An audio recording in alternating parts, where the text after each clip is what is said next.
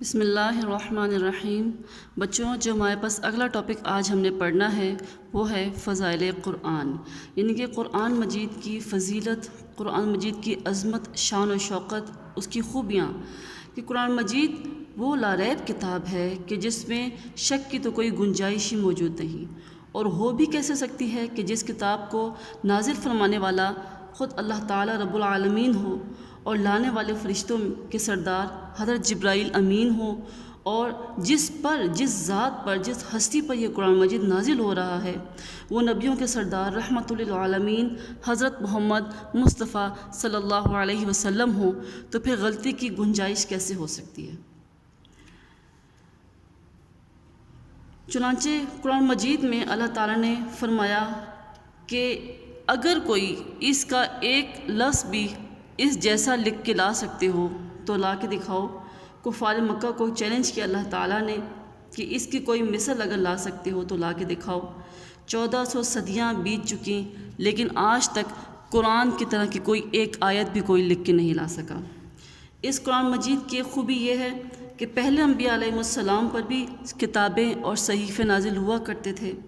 لیکن وہ صرف ان نبیوں کو یاد ہوتے تھے یا ان کی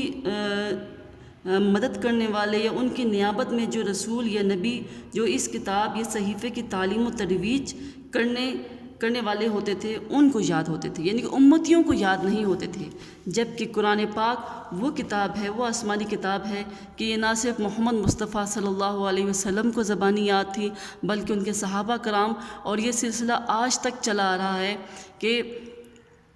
اس کتاب کو ہم بآسانی یاد کر لیتے ہیں، زبانی یاد کر لیتے ہیں، یعنی کہ نبی پاک صلی اللہ علیہ وسلم کے امتیوں نے بھی اس کتاب کو زبانی یاد کیا۔ اللہ تعالیٰ نے قرآن مجید کی حفاظت کا ذمہ خود لیا۔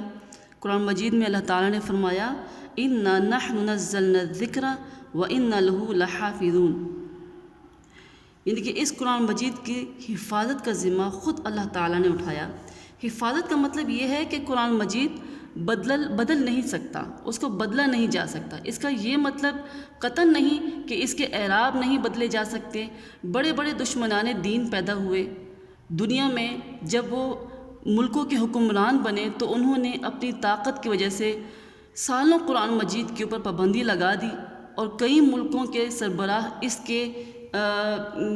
اس طرح کے بھی تھے کہ جنہوں نے اس کے الفاظ میں بھی رد و بدل کرنے کی کوشش کی، جیسے کہ شام کے جو سربراہ تھے جس کا نام اسد البشار ہے، اس ملعون نے قرآن مجید میں یہاں تک تحریف کی کہ قل هو اللہ احد کی جگہ اس نے قل هو اللہ اسد کو تبدیل کرنے کی کوشش کی، ٹھیک ہے نا؟ تو یہ لفظی غلطی تھی۔ چنانچہ قرآن مجید کی حفاظت سے مراد ہے کہ جو قرآن مجید لوح محفوظ میں ہے، لوح محفوظ میں یہ تا قیامت تک ایسے ہی رہے گا، اور جن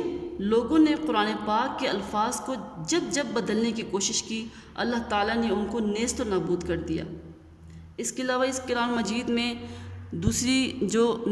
اس سے پہلے نازل ہونے والی جو کتابیں تھیں ان میں تحریفات ہوئیں یا ان میں تبدیلیاں ہوئیں، جبکہ قرآن پاک وہ واحد کتاب ہے کہ جس میں کوئی تبدیلی نازل نہیں ہوئی اور کوئی اس میں فرق نہیں آیا، بلکہ یہ کتاب قرآن مجید جو ہے یہ پہلی کتابوں کی تصدیق کرنے والی ہے۔ جو باتیں اس قرآن مجید میں لکھی تھی ان کی تصدیق کرنے والی ہے۔